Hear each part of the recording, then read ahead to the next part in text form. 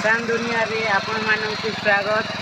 मु किसान दुनिया क्रॉप एडवाइजर तिरुपति भैंसार। तो चाषी आज्ञा मन लगी मार्केट के गोटे नुआ पावर विडर आसीचे। तो जड़े चाषी आज्ञा आनीचन तो से चाषी आज्ञा ठार आम मसीन विषय पचरामा काଣା काम रे आउचे। तो आसन चाषी आज्ञा माने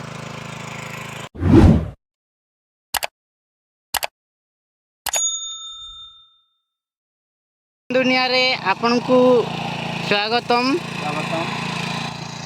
आपन को ना आज्ञा आउ गाँव रो ना ब्लॉक कलमपुर कलाहांडी डिस्ट्रिक्ट आज्ञा।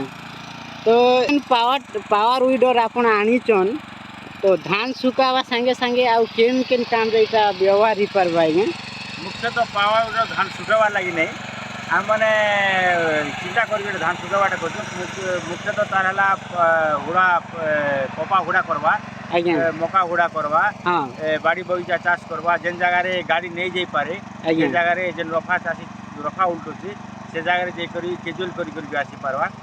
ता व्यतीत ये काम मैंने सही सारा पर आम धान अमल कला मेसीन द्वारा जेन धान काटू सुखावाटा बहुत कष्टकर बेपार हो जाए। से लगी आम ताके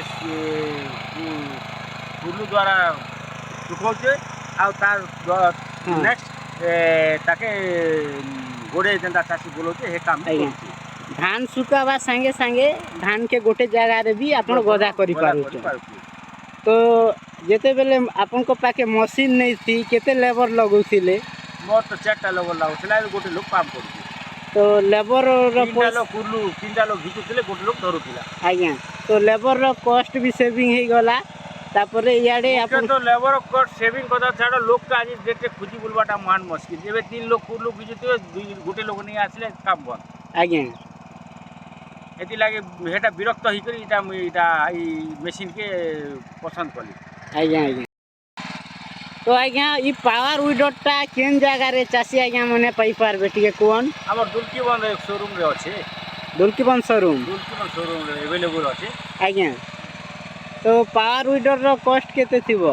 पावर विडर कॉस्ट वर्तमान कंपनी रे सब्सिडी खूब कमे दिछि आज्ञा। तो से वर्तमान कॉस्टटा शोरूम रे जेको जोगाजोग कले हवा। तो पावर विडर रो कॉस्ट जानबा को हेले शोरूम रे कांटेक्ट करबा पड़बा आज्ञा।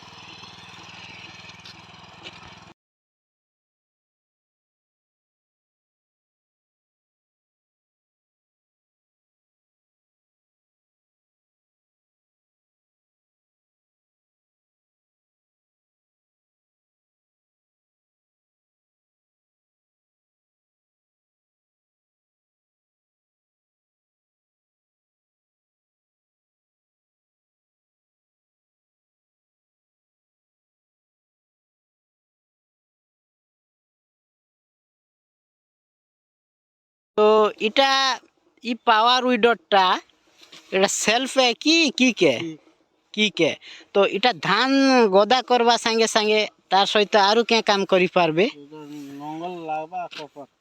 नंगल लागबा आउ कपर एबे काना लागिचे कपर तापर एटा से गोड़ बुलावा पई नंगल लाग। हाँ हाँ। तो धान सुखाबा टाइम रे नंगल लागबा आउ आपण माने जदी धान गदा करबे से टाइम रे कुरलू लागबा। तो एबे गाड़ी रे काना लागिचे कपर सुखा टाइम रे नंगल लगावा के पड़बा। तो ई गाड़ी रे केतेटा गियर अच्छे? 3टा गियर। तो 1 नंबर 2 नंबर आउ बैक गियर अच्छे। तो बैक रे गला बेले गाड़ी के घिचवा पड़ुचे कि ऑटोमेटिक जीवा?